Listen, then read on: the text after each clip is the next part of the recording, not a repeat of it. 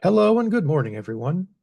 Welcome to the What's Up Wednesday, Video Game Collections in Libraries Part 1, the Why, What, and How of Selection and Acquisition webinar, with Chris Baker, the Public Library Consultant and Games and Learning Consultant with the Library Services team of the Wisconsin Department of Public Instruction, Jenna Giles, a Youth Services Associate at the Chippewa Falls Public Library, and Jamie Hein, Library Director at the Clintonville Public Library. This webinar is being co-sponsored by the American Library Association's Games and Gaming Roundtable. My name is George Bergstrom, and I'm the Southern Regional Coordinator for the Indiana State Library's Professional Development Office. I'll be the question moderator for today. I'd like to start off the webinar with a few quick announcements. To register for other webinars or other trainings available from the Professional Development Office, please see the Indiana State Library's events calendar, which can be found on our website at www.in.gov/library. The session is 1 hour, and so you'll receive 1 LEU for today. If you're watching the archived recording of this webinar, the instructions on how to obtain your LEU are available in the video's description on YouTube. Or you can find those instructions on the Indiana State Library's continuing education site under the LEU policies. I'll now turn the presentation over to Chris, Jenna, and Jamie. Thank you so much for hosting us, Indiana State Library, George and Lisa, for assisting with this. We are so thrilled to be here, genuinely. We've been working on this presentation for the last couple of months, and now it's here. Hard to believe it's here, but so happy to be here today. Just want to make sure first everybody can see my screen okay? Can see the presentation? Thumbs up. Great. Okay, and everybody can hopefully hear us. Okay, let us know if there's any issues with that, and we will remedy it. But as George mentioned, you're here for Video Game Collections and Libraries Part 1, the why, what, and how of selection and acquisition.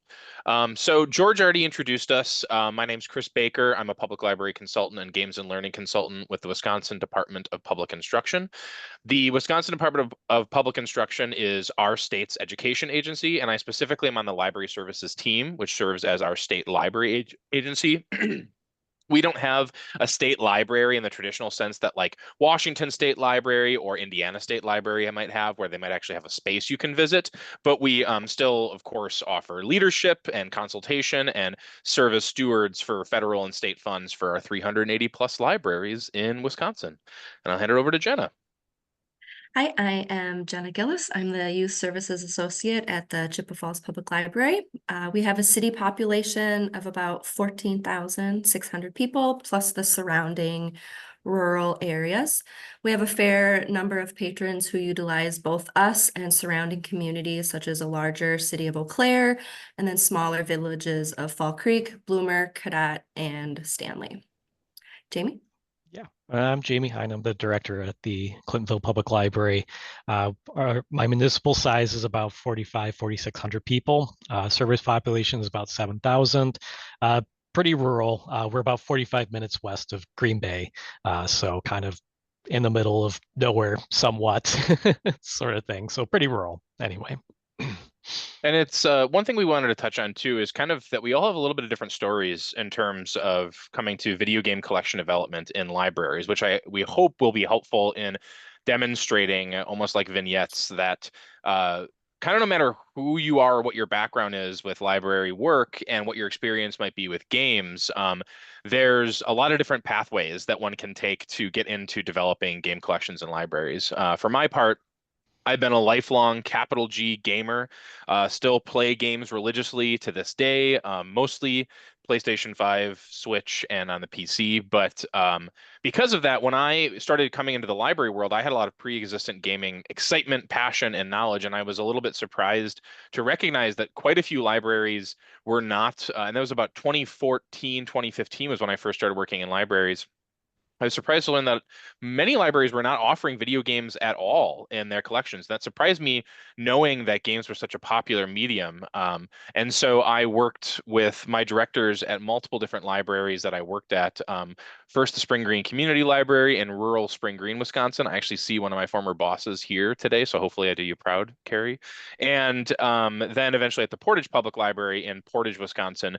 I worked with multiple directors to jumpstart collections at those libraries, and went from, a few piddly Wii games that we were checking out to eventually offering somewhere in the realm of 300, 400 games representing all the modern consoles. And what do you know? Checkouts were extremely popular. Had a very high turnover rate. So that was kind of my first entryway into game collections and libraries. And I'll pass it over to Jenna to tell her story. Like Chris, I am not a gamer, but I do currently have close relationships to gamers. When I first started this journey, I didn't, but I was still very quickly recognizing the impacts that games and gaming have on the community and vice versa. Our collection was aged and nobody was really buying anything for it. We live in a community with a significant amount of the population below, at, or just above the poverty line.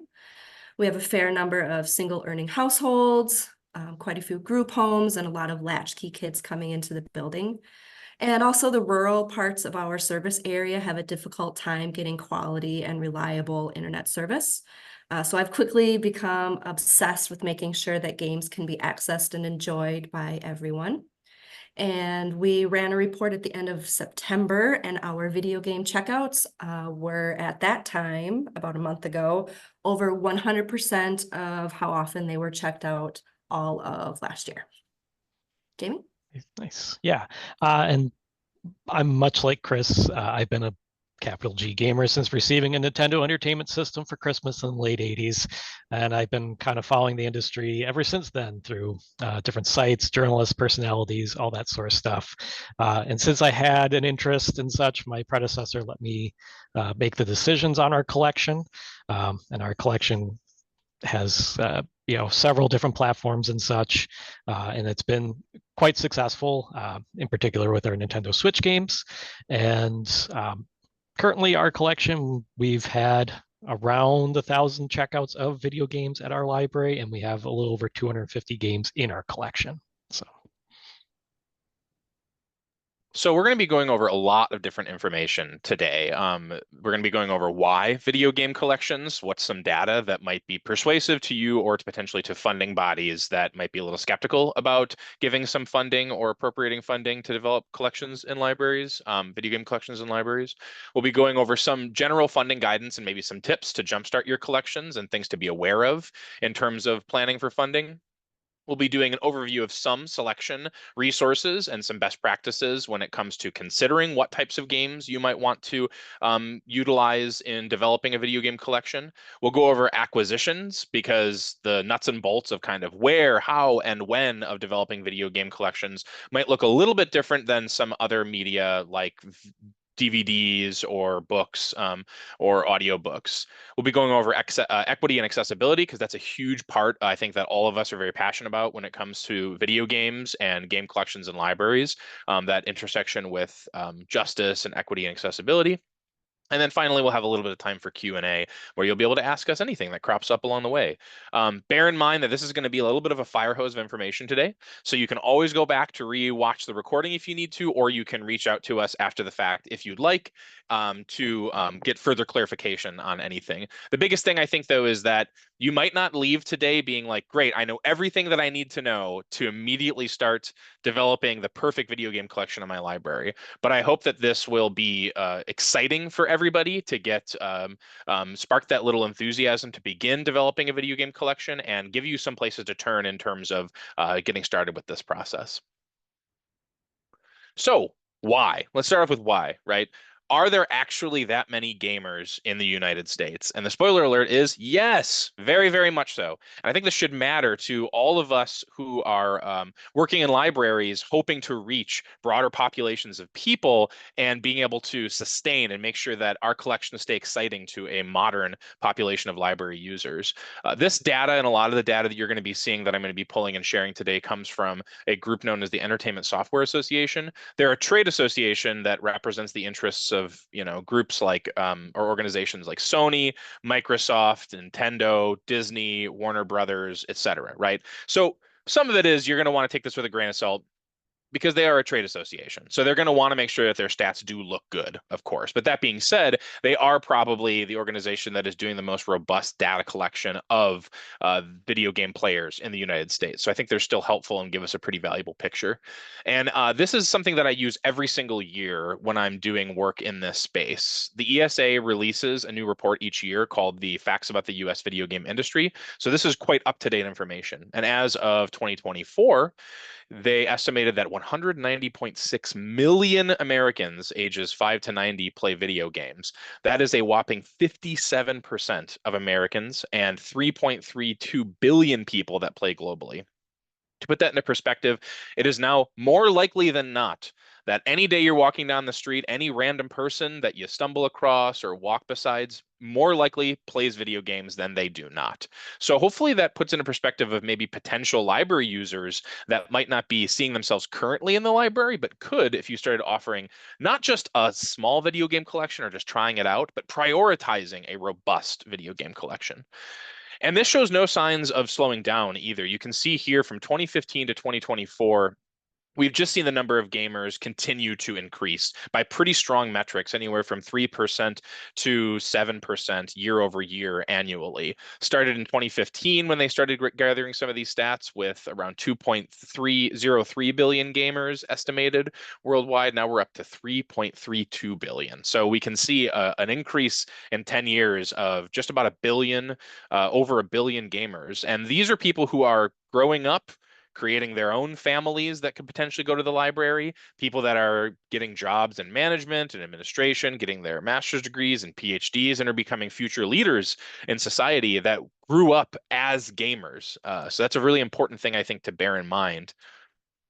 And it's not just something that people do occasionally. People that tend to game passionately. It's one of those things where lots of people might go home and read a book to unwind.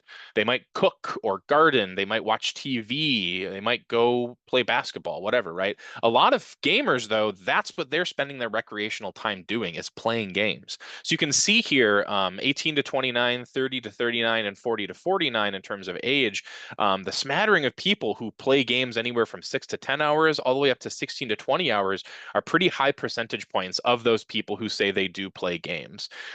Bear that in mind in terms of the amount of usage that people might be able to take advantage of when it comes to offering video game collections in libraries.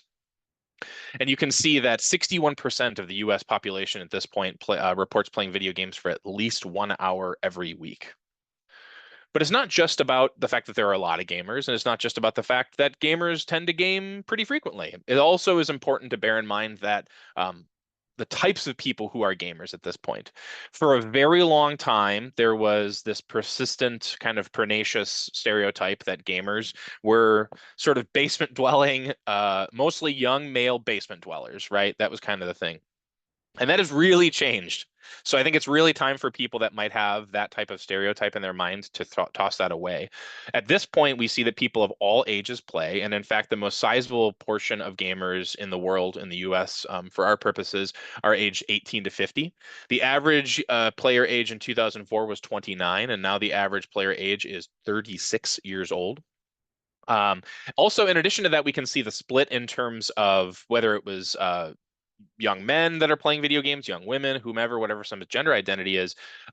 We now have reached near parity in terms of almost 50% of males and 50% of identifying females playing video games, right? So it's one of those things where I actually always like to point out this statistic too, that women aged 18 and older represent a significantly larger portion of the video game playing audience than boys or men 18 and younger. So I think that's just one of those things that the types of people who game have changed over the years, and it really reaches an extremely broad population of people. And it extends beyond just, of course, gender identity as well. The ESA has reported that Hispanic and Black people are more likely to play games among U.S. ethnic and racial groups even than Caucasians. And 11% of people of players identify as LGBTQ+. And so I think when we even think of games as a medium that can reach different types of people beyond just what types of collections they might like to borrow, but also in terms of what their identities are and how they might see themselves in their collections in the libraries, games can really reach a vast amount of people that you might not be reaching in some key ways right now with traditional library collections. I think it's really important that we talk about too that we don't just encourage people to start developing small video game collections if possible. I know that it's always going to be relative to funding. It's always going to be relative to what your resources are, staff time, et cetera. But I think it's time that libraries nationwide get on board and realize they should start developing video game collections as core collections in their libraries and really prioritizing them the same way we do other traditional media, for even pragmatic purposes in terms of how popular they are in terms of checkouts and circulation. At my libraries that I worked at, for example, our turnover rate, which is the amount of items in a collection divided by the amount of checkouts that collection gets, for video games was between 1.5 and 2, which means 1.5 to 2 checkouts for every item in that collection. It's a very strong, healthy collection. So when libraries are looking to strengthen their circulation numbers left and right, video games offer a pretty robust opportunity if you don't have them in your space. And I think it's important that library research is also seeing this too. This recent 2023 report that was released by Kathy Inman-Behrens and Rachel Norda called Gen Z and Millennials, How They Use Public Libraries and Identify Through Media Use, found that 53% of Gen Z and Millennials identify as gamers. And what more, people who avidly game and avidly watch TV and movies are also avid readers and book buyers. So when you bring gamers into the library, if that's the new access point that they're seeing themselves in, they're going to want to take advantage of other parts of the collections of libraries as well. It's a really, really good opportunity. And the ALA Game RTU, who so graciously are co-sponsoring this and who I'm proud to be a part of, talk about gaming at the library and say libraries have a mission to provide a variety of materials in a variety of formats. Board games, card games, and video games are stories and information presented in newer formats. Libraries are about access to stories and information in many forms of media, not specifically books. Or, as Eli Nyberger says, we're in the content business. Simply put, games fit library missions. I find that very persuasive. But we need to do more study about this, right? So there's some cool stuff that's happening. In this past year, myself and my boss on the Wisconsin State Library Agency partnered with some excellent librarians at the Washington State Library to submit an IMLS National Leadership Grant for Libraries proposal for $250,000 called Empowering and Innovating Games-Based Library Services, National Best Practices for Gaming Collections and Programmings. And we are very proud to announce that we were awarded this. So we are going to be embarking upon a 3-year, 3-phase project from 24 to 27. And if you want, you can click on the link there to see the actual full proposal and the preliminary proposal if you'd like to learn more. But in essence, it's a 3-phase project where it's going to result in the development of a really robust, scalable, replicable toolkit for integrating various types of games-based library services, collections, and programs into libraries. But the really exciting thing is year 1, we're going to be partnering with the Wisconsin Center for Education Research to do really comprehensive nationwide data collection and a lit review of past and current games-based library services. We really want to get a snapshot of what's the historicity and current state of games-based library services and collections. And we would like people to contribute to this if possible, or if you're interested. So here's a little bit of an overview. It's a visual overview of the 3 years and the 3 phases, what partners are involved in this. But ultimately, if your library would like to be involved in helping us with this research, or you know other libraries that would like to be involved, please have them email me and I will add y'all to a short list to help us with that research. But so that's data. That I know, as I just talked a lot. Thank you for letting me go over all that stuff. Hopefully that paints a persuasive picture of why you might want to just add this collection to your library, reach new people. But the nuts and bolts of how we do that is just as important. So I'm going to pass it over to Jenna to start talking about budgeting. Thank you. So I am uncertain how the gaming budget and selection worked prior to 2016-ish when I started here at Chippewa. I don't recall many games being purchased until I took on the young adult collection in 2021. At that time, I had $500 for all YA media, and I knew we needed more video games, so I took it upon myself to order a few that would appeal to teens. So I spent about half on playaways and half on Switch games. In 2021, I also applied for the Game On grant, which we can click on and take a look at. The Game On grant awarded us $500, and it spurred further discussion into the importance and necessity of having an updated games collection. The Game On grant application period starts on January 1st. If you are interested in applying, I encourage you to apply. With that $500, we purchased both board games and switched games for the circulation collection. I made sure to purchase items for a variety of interests and ages, and since then, our Switch games rarely stay on the shelf for very long. I've seen people comment the same thing in the chat. And also staff and admin noticed how valued and valuable our games collection is. So for the last few years, that's how video games were purchased. All of them, no matter the age, recommendation, ratings, were purchased with my $500 YA budget. But this year, I advocated for some change. I approached my director with stats and concerns, and I had reached out to what other libraries were doing in our system, and he agreed that we should have a separate video game budget. A few weeks later, he told me that this year we are pulling $1,000 out of our Friends of the Library budget to purchase video games. Unfortunately, I did already purchase some games with my YA money, and I'm not getting that back, but that means there's more video games in the collection. Next slide, please. So looking ahead, since taking on the collection, I was told to avoid accepting video game donations. Wasn't really told why, didn't really look into it, think about it, but after I've been preparing for this presentation, I plan to make my case for changing that. Parks and Rec approached us earlier this year about esports. It's in the very early stages. They're still securing funding and staffing, but they seem to be very interested in providing esports for our community. So if this happens, the hope is that we'll collaborate them and we'll also be granted funding for supplies and games. So knock on wood, and shh, it's kind of a secret, but hopefully. And I'm also still uncertain how 2025 is going to play out. I'm told that I'm definitely in charge of video game selection and the budget, but what amount and where the money is coming from is still up in the air. Department heads have their budget meeting very soon. I doubt I'll get that full $1,000 again, but I did ask for $500 separate from that $500 YA media budget. My boss sees how excited I am. He sees the positive stats and the trends, and also what I've been able to do with games in my teen programs.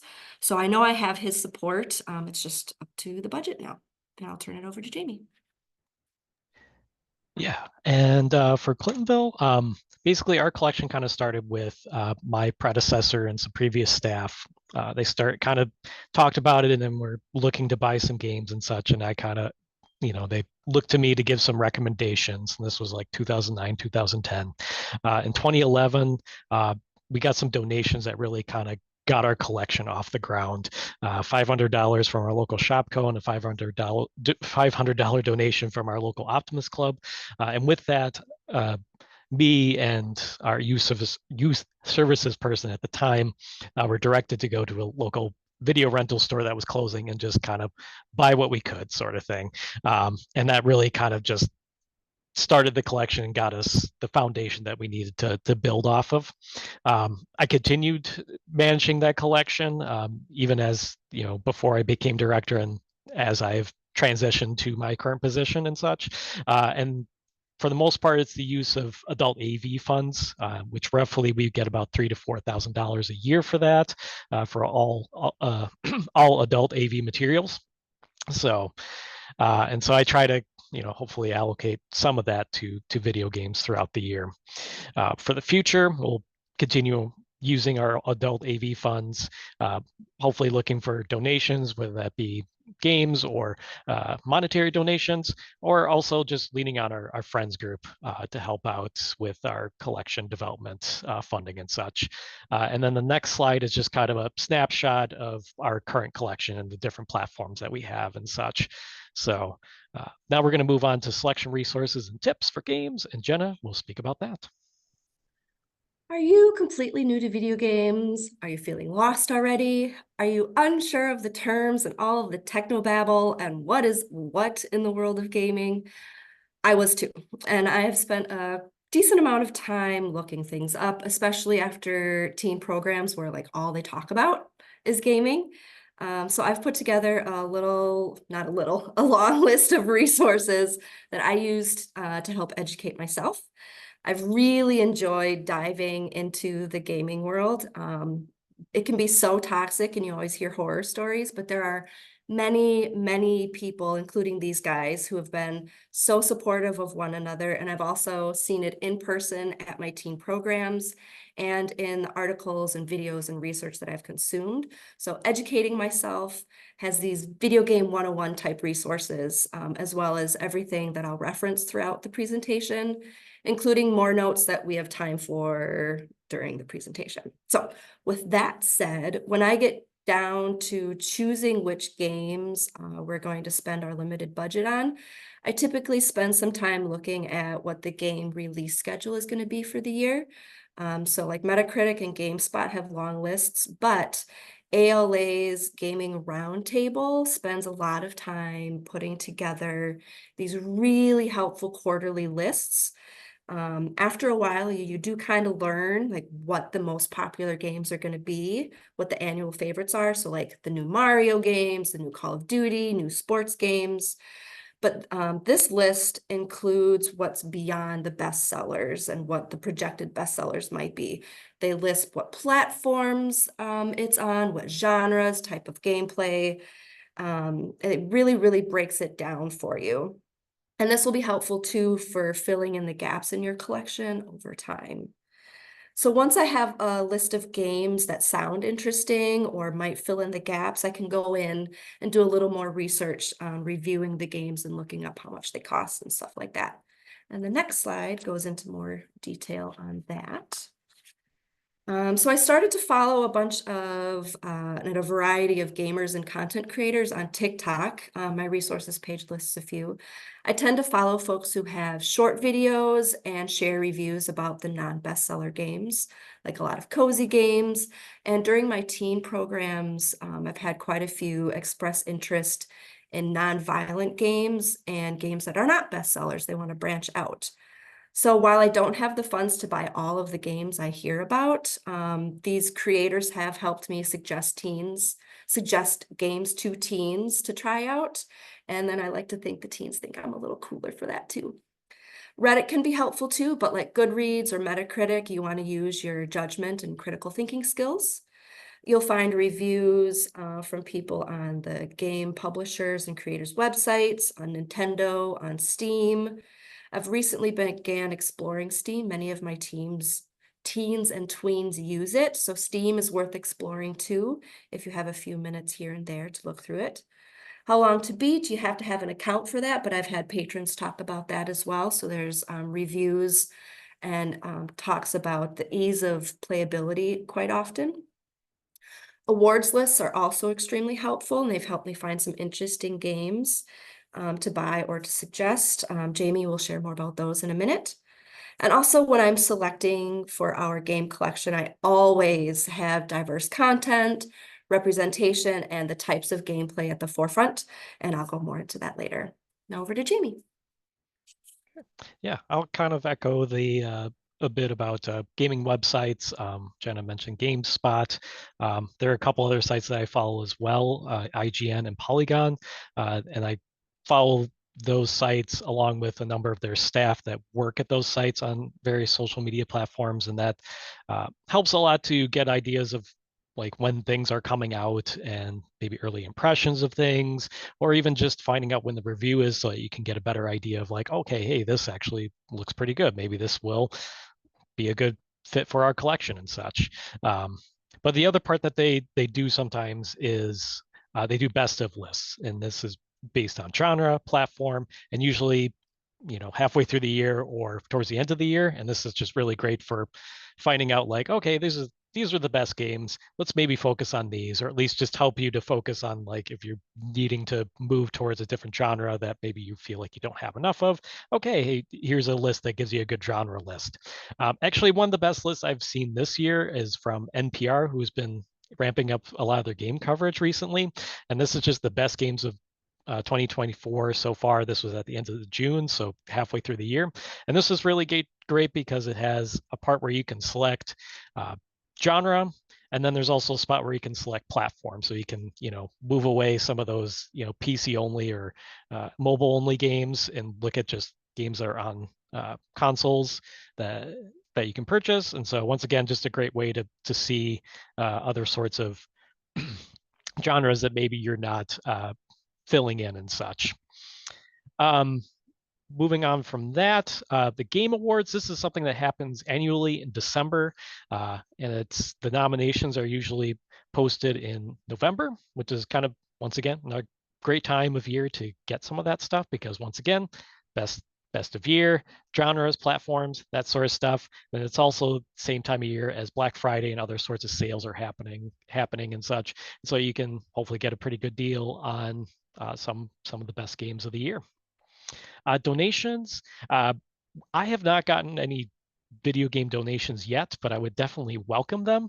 I think the big part is if you have a console, either as part of your programming, or maybe there's someone on staff that has a console, that you can test out the games to make sure that they're working properly before you send them out to circulation and such. It's just very helpful. And then obsolescence. We're obviously dealing with technology here. Eventually, it's going to be eclipsed by new hardware. That's just the nature of the beast. And so right now, the big focus of games is Nintendo Switch, PlayStation 4 and 5, and Xbox One and Xbox Series X. PlayStation 5 and Xbox Series X being the latest consoles that are available, and they came out 4 years ago. And despite that, there's some hardware that seems like it will last forever. And I've even seen some comments in the chat about Wii and PlayStation 2. And, since those consoles were so successful and so, just everywhere sort of thing, they just have such a wide swath of a game library. As you saw in the picture of my collection, we still have some Wii games, and we'll probably keep holding on to those until, like you said, until they end up crapping out on us for whatever reason. So worth doing, just because there's still people out there who play those things. Move on to the next slide. Just something I kind of wanted to go over, just because, if someone who's outside of the gaming sphere may find this confusing. So whenever a new Pokemon game comes out, and the current ones that came out 2 years ago are Scarlet and Violet, there are 2 games that come out at the same time. These are essentially the exact same game. The only real difference here is that Scarlet has some Pokemon that Violet doesn't, and vice versa. So if you're looking to, you feel like there's Pokemon fans in your community and you want to buy a game, you can just buy one. You don't have to buy both. And my suggestion, just an idea, is to, maybe do a Google search to find out which one sold less. Scarlet did sell less than Violet. Maybe go with that copy, because maybe people in your community have gotten Violet, and maybe they'll be looking for Scarlet, and then you can be able to help them out with filling out that Pokedex. Next slide. And then just kind of talking a little bit about physical and digital editions of games. If you're looking at buying games, sometimes there are a lot of editions. There's standard, there's launch, there's gold, deluxe, limited. It's confusing as heck. Basically, you want to focus on your standard or launch, or at least games that are priced like $59.99 or $69.99, because any ones that are like the gold or the deluxe, they usually just have a one-time use code for some like extra goodies and such, and not really worth spending your money on something that you can't circulate. So, and then there's some physical releases that do not come with physical media. The example there being a Switch game that doesn't have a game card and it just has a code for download the game. Usually it's pretty well, obvious on the case and such, but just something to be aware of as you're looking around, because I think this is something that may crop up more often than you think, sort of thing. And now we'll move on to ratings, and Chris will speak about that. Yeah, the point that Jamie makes too about the digital only release, that's really important because often it'll come with a code that'll be used to get that virtual or that digital download, and that can only be used once. So if you spend $60 on a Switch game or whatever that has a code that is used by the first patron to check it out, and then after that, it's kind of pointless to have, right? So just be very wary of that. Um, Ratings are an interesting thing when it comes to discussions about video games. So I will say that we're going to talk about this much more in depth, I think, in the webinar part 2, where we're going to talk about things like displaying your game collections. I think that's where it's going to be a little bit more important to get into both the philosophical and pragmatic discussion of ratings that are in video games and what a librarian might want to consider in terms of those ratings. But for the purposes of everybody doing selection here, I think a lot of it is knowing your audience, right? In the on films, we've got the MPAA, the Motion Picture Association, that does R rating, PG-13, G, PG, etc. Well, on the video game side of things, we've got the ESRB, the Entertainment Software Ratings Board, which creates the ratings that are applied to video games like E for Everyone or Teen or MA or Adults Only or whatever. Both of those are trade organizations, right? So neither of them are regulatory bodies. I think it's a very important thing to highlight here, that it's not like there's a law that says like the ESRB rating is what every single person has to go by in terms of X, Y, or Z. So I just think that's something that folks should bear in mind, that the ratings can be more useful maybe in terms of a librarian wanting to make sure that they're getting different types of content that appeal to different types of users and different age ranges of users, especially if maybe you have a more adult game playing audience in your community. Maybe you lean a little bit more towards those MA games, the shooters and Grand Theft Auto or whatever. And if you have more of a family-based audience that is using these things, maybe you go for maybe more of the younger audience type games. Like I said, we're going to get into this much more distinctly in the webinar part 2, especially when it comes to the ALA's great information they have about rating systems that librarians should consider. But in terms of content, another site that I wanted to put on folks' radars is, y'all have probably seen this before in some facet, but Common Sense Media is a website online that helps offer context about content of different media, whether it's movies and books, but all the way up to video games as well now. And you can see it can offer things like, why is this age 7+ based on recommendations from aggregate feedback that Common Sense Media utilizes? What about sex, romance, and nudity, or language, or drinking, drugs, and smoking in a game? Just something to keep in mind. I think all of this librarians should use with a grain of salt and should be discretionary about how much they're balancing across their own expertise as curators of collections, but they can be helpful tools. I should also mention that educators can get free access to Common Sense Media, so I would recommend people pursue that. I haven't done it myself, but what it looked like was there was a simple form you could fill out online, and from what I can tell, librarians would be included in that. So that's just a bit about ratings.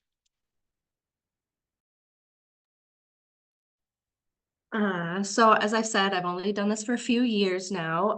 So I'm still in the learning process, which some of you may also be. So I'm going to talk about what has worked on our end. So I tend to order a few in the spring, including any pre-orders that I know will get a huge buzz. I know bigger libraries in our system will order a copy or maybe 2 of these popular ones, but it's nice to be able to cut the whole line a smidge shorter whenever I can. But then I also know that other copies are out there in the system, so I don't feel obligated to only buy the most popular games.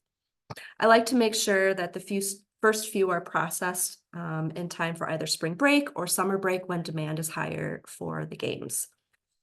So most of my ordering I do in the fall after I've had a chance to run reports and plan for International Games Month, which is November, and also get ready for Black Friday sales.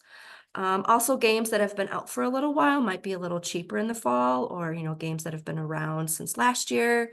They've had a chance to gain some extra popularity. So it can be worth holding off on some games until they're a little cheaper. So we've added about 26 Switch games to our collection since the fall of 2021, which is about 6 to 7 games a year. It's not a huge purchase by any means, but they are appreciated and they basically market themselves. So in mid-October, with that money I was just granted from the friends, I ordered an additional $650 of PlayStation, Xbox, and Switch games for circulation. The remaining funds I've saved and will be spent for the Black Friday sales. I've also used some of my teen programming funds to purchase 2 Switch lights and 4 games that people will be able to check out for in-house use. I'll be purchasing some digital downloadable games that are only available digitally. So they'll be handy for during my teen Switch programs, and then I also have these on hand to make things more accessible to those who may not have consoles. Next slide, please. So some of this is going to closely relate to selecting, but so much of this is interrelated. When I go to purchase in the fall, I run reports to see what was most popular in about the last 2 years, and I cross-check this with any gaps we may have in our collection. So for example, if there's a super popular game that we can't afford, maybe I can find a game that's similar in gameplay or style that does fit in our budget. What is missing from recent orders system-wide? Did libraries in our system purchase a lot of shoot 'em up style games, but not so many puzzle games? So where do I buy them? Unfortunately, I found Ingram, who we use, doesn't really have a good handle on games, but you might find value in it, so feel free to look that up. It can be pretty time consuming to go back and forth and check Best Buy and Walmart and Target and Amazon and all those places. But it's not unheard of for me to purchase a game from each place. It takes a little more time, but it does save us about $10 to $30 a year, which could be a whole extra game.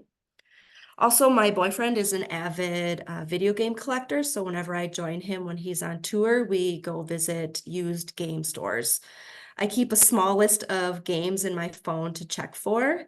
I rarely do work outside of work, but I figure I'm tagging along. I'm not really doing anything else, so I might as well. And this way, I've also kind of learned which games have lost their zip, because if there's stacks and stacks and stacks of the same game on a shelf, I know that game's probably not so popular anymore. I might not need to buy it. At one point in Arkansas, I did pick up a conversation with one of the employees who was going to gift me like a whole stack of PlayStation games, but I knew I didn't have the room in my luggage and we didn't have time to check all of the discs. So it never really hurts to just go into stores or make a relationship with stores. It never hurts to ask for donations or discounts. The worst they can say is no, and then you can move on with your day. And now over to Jamie. Okay. One of the things I really kind of utilize is my ILS data and reports. This is something I can run myself, but otherwise you can work with your consortia to run these reports of like high demand items for your library, or even just within your system to just see what games are popular. More than likely, if someone has a hold in my library for a particular game, I'm more likely to just go out and try to purchase that as soon as possible without really waiting for sales or something like that. But that data is very important and really helpful in helping make these decisions and seeing what games you can focus on and such. Popular game releases are much more spread out than I feel like they used to be. They're not just all in the fall holiday season, though they still are that time of year, but sometimes they're kind of all over the place. You'll see stuff in February, March, you'll see stuff in May, you'll see stuff in August. And it's really just kind of, people publishing these games want to make sure that their game can shine without having to compete with some other bigger game and such. So yeah, it's kind of an all year round sort of thing. And most game releases, especially like big ones, are going to be on Fridays. Otherwise, Tuesdays is kind of a big one. But they're kind of all over the place, but Friday is usually the big day. In terms of my purchasing, I usually go through Amazon and Best Buy, partly because they had relatively easy tax exempt processes. And my municipality already uses Amazon Business, and so we're able to get free shipping and stuff like that already. And they do invoicing, which is real handy, especially if you have an end of the year where you're using your credit card and you're just trying to spend down your budget and you don't want to go over your credit card limit for your municipality. In terms of Amazon, I make lists to kind of help throughout the year to maybe keep an eye on things of when they go on sale and stuff like that. Same for Best Buy, can do a similar type thing. And once again, on Amazon, I usually try to focus on not buying from third parties. And sometimes that, is a little tricky. You have to kind of like be aware of that, because sometimes those lower prices will sneak in for the third parties just to make sure I'm getting the right product.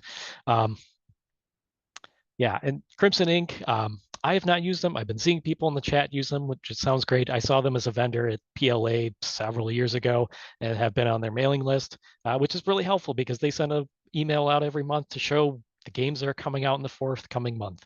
And once again, real easy to help you see what's popular, what's coming out. Ingram, I haven't really used them. I may be looking to use them in the near future here. And I do see that they do have some like new games and such. If that's the sort of vendor that's more in line with what your library can do and such, that's definitely a possibility. And, there may be some ways to get some deals there if you're able to. And then the last part is just, I usually just try to wait for sales throughout the year or wait for Black Friday and stuff like that. So, and Chris will talk about patches and downloadable content. Yeah, I'm going to rush through this one just to make sure that we give time for Jenna to talk about equity and accessibility when it comes to games. But ultimately, what this comes down to is that the games that we used to buy in the late 90s, early aughts that were a full package deal, you got the N64 game, you took it home and it was ready to play and you never needed to worry about updates or anything. Things are not like that anymore, right? A ton of games are unfortunately released in a relatively broken state on day one when they're released, which means that a user who has a PlayStation 5 would maybe want to have an internet connection to be able to download the newest updates to get rid of bugs. There's also downloadable content that can come out sometimes for free, but sometimes at cost, that sometimes is even included with the type of edition you get. So you might get the Game of the Year edition of a video game that has a downloadable content code for all that really cool downloadable content that the first user would be able to utilize in putting in the code and get the new items and all the cool stuff, and then everybody else wouldn't be able to after that. So it's really important that I think folks maybe take a look and do a little bit of research about how downloadable content and patch updates affect the state of a video game after you purchase it in its core state at launch, and understand that in terms of how you package things. Maybe you don't even allow the code to be included at all, so nobody else can utilize it, just to make it as fair as possible. There's different pieces of that I think a librarian, as they get more used to the digital environment of games now, might better understand how to approach these things. I also added some links there, but I'm going to pass it on to Jenna to talk about equity and accessibility.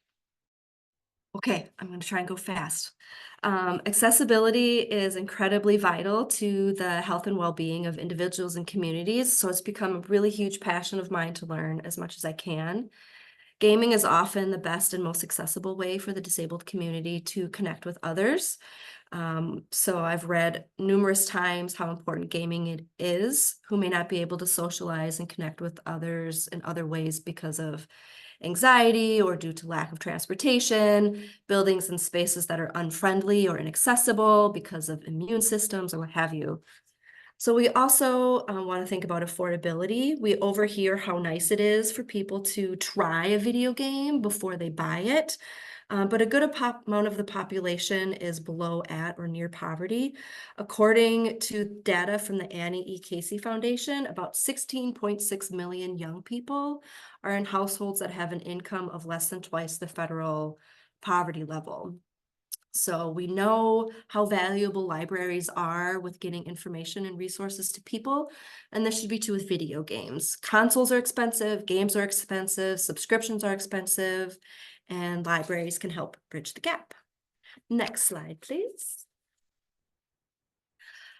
Just like making sure that people can see themselves and our local and global world neighbors in books, we want to make sure our video games are also walking the walk when it comes to representation. Some of the TikTok accounts that I follow do a really good job of sharing who is represented in the video games that they're reviewing. We want to make sure that the best that we can with the budget and with what is available, that the types of gameplay available to patrons is also well-rounded. If we only offer sports or shooting games, we're missing out on serving a large portion of people. Consider ease of play and learnability as well. Can someone new to games or someone with learning disabilities or someone new to that style of game pick it up pretty easily? We also want to consider who is in the story and in the game and who is not, and also how are they portrayed. If almost all of your games use the overly sexualized Black woman character, or the game's queer characters only have troubled existence, see how you can round that out. Next slide, please. So to help you get started, the resources page I talked about has some websites that review for these things, including Able Gamers. Able Gamers is a great resource for advocacy and learning about games, adapted technology, and other stuff. They collaborate with hospitals and other organizations, and they've inspired me to want to reach out to our school district to work closer with our special ed department. Black Girl Gamers has reviews plus community resources and advocacy resources regarding online safety and representation. Can I Play That is also incredibly helpful. They do have an accessible games database. It hasn't been updated for a few years, but the content is still very handy and very valuable. Learning about older games to flesh out your collection or to suggest to patrons is really helpful. The gaming world can be incredibly toxic to marginalized people, but there are organizations and people out there doing really, really great things, and it's really exciting. And we can also be doing really, really great things by providing access to video games. And starting with a small collection is nothing to smirk at. And that's what I've got today. Thanks for listening. So thank you, attendees. But our princess is in another castle. Any gamers should get it. So this is just us talking about acquisition, selection, funding, a lot of different stuff. But we have another webinar that's coming up that Indiana State Library is so graciously hosting us for. We're going to be talking about lots more of the nuts and bolts, rubber hits the road stuff. Like, all right, so you bought your video games, you selected them, you acquired them. How do you process, catalog, display, and what are some other best practices? That'll be Wednesday, December 11th from 11 a.m. to noon EST, or 10 a.m. to 11 a.m. if you're in the central time zone. And here's a ton of links that we added from all of our different slides in case everybody wants them one easy to access space. Now it's time for a little bit of Q&A, I believe. I know we went over a little bit of our time. Thank you for us rushing through this. There's so much to cover, and you can always reach out to us for more stuff. But here's our contact information, too, if you need to reach out to us for anything. So the only question that I saw in the chat that you all didn't address or hasn't been discussed at great depths is, are there any concerns about consoles no longer having disk access for physical copies of games? That is such a good point. If Jamie and Jenna, you don't mind if I feel this one, yes, hugely. In fact, I would go ahead and say that I think this is a bit of a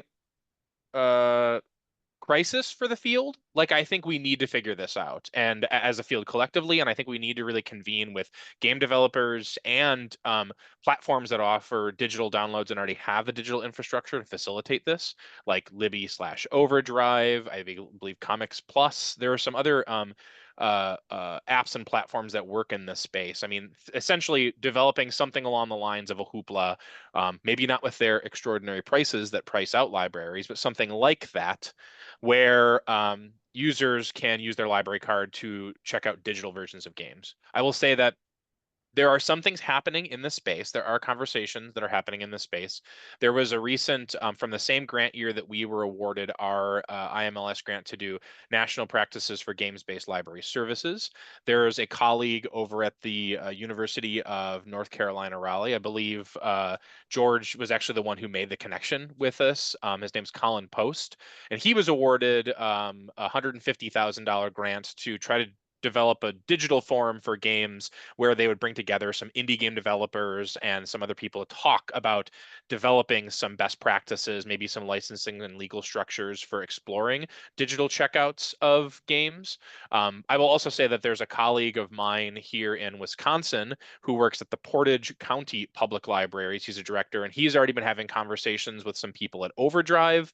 We're trying to rattle the cages of Steam, talk to Gabe Newell directly to be able to maybe get people in the same room to start talking about this. Because I do believe that the first organization, the first big game development platform, whether it's Steam or whether it's Epic Games, whomever, and Overdrive, the first people to get on board with this, they're going to see extraordinary opportunity. So my answer is yes, that is a huge concern. And I think we need to really shout that from the rooftops to get people to start listening to us and get the right people in the room to start working on that sooner rather than later. Great, thanks. So the LU request link is in the chat. One other question did come through. What do you see for longevity of games when it comes to the generations of consoles? I'll let Jamie touch on this too, because I'm thinking he probably has a feeling about this. But generally speaking, console generations in the past have lasted anywhere from about 7 to 10 years. That has gotten shorter and shorter, where now it's usually in the 4 to 6 year mark. I think to Jamie's point that he mentioned earlier, though, the good news is older games still tend to check out very well because low-income families might not be able to afford the PS5, the Xbox Series X, but they can maybe afford now a used PS4 or a used Xbox One. So the good news is that almost creates an accessibility option. But I'll let Jamie speak to that more.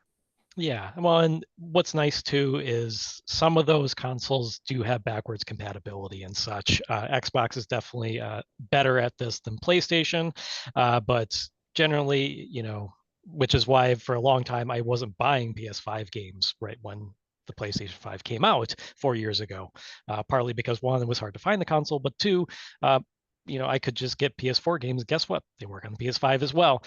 So there's a bit of that helps out in terms of that longevity. And the last question, at least right now that I see, are there things to look for on video game packaging? Ones, chat moved, ones to avoid in terms of codes or other things that might hint at not working well in a library setting or situation. Jenna, Jamie? Oh, you're muted, Jamie, sorry. I was reading the chat, sorry, what? So yeah, there was a question about packaging of games. Are there sort of hidden things that you have picked up on in your time that might be a clue as to a game not working well in a library? I think in terms of yes. So ultimately, what I will say is you might want to look for multiplayer only. If they say multiplayer only or online play only, those are things who I generally avoid because a user might not have an internet connection to be able to take advantage of that. Like Jamie highlighted earlier, anything that says this is a digital code, I just say avoid that entirely. If it's only digital code, and it will say that on the package, if you don't actually get a physical copy of the game with it. And same thing with DLC that might come with downloadable content where it says Game of the Year Edition or Deluxe Mega Edition. Try to get the base game edition. But those are things to look out for. I think whenever there's going to be a virtual only option for a game, those are things I tend to avoid and say that's not going to be a good fit for a library setting. All right. A lot of conversation in the chat, but I haven't seen any other questions. Let me grab the LEU request link one more time, and I'll drop that in the chat again. Go. Yeah, so thank you everyone for attending. Thank you, Chris, Jenna, and Jamie. As Chris mentioned, there will be a part 2 on December 11th. I dropped the link to that in the chat at least twice throughout the presentation. I will be gathering the slides from our presenters, and when the recording is ready, I will send to everyone the recording link, the slides, and hopefully all the resources that have been mentioned in the chat. Try to get all those links gathered up for everyone. If you do have any other questions, do go ahead and drop those. If we don't get them to them in the next minute or two, I will send those to our presenters and they will have a chance to answer them for you. So Someone did ask about non-binary and non-cis people, and I've been trying to find it, but one of the resources that I have in my resource page does talk about that, and I can't remember who. And Chris, do you know if somebody, or if that ESRB, or not ESRB, the ETS thing you talked about, if that mentions The anything ESA? about, yeah, They that one. do. I think that's still a conversation where we need more robust research about I too. So I think agree. that's a Yes, cool thing. I think that's a really cool opportunity. Like I'd love to see somebody partner with maybe the National Science Foundation or with the IMLS to be able to look into more research when it comes to non-cis folks and that kind of stuff. yeah. yes, Heck, Samantha, the slides will come with the recording link, etc.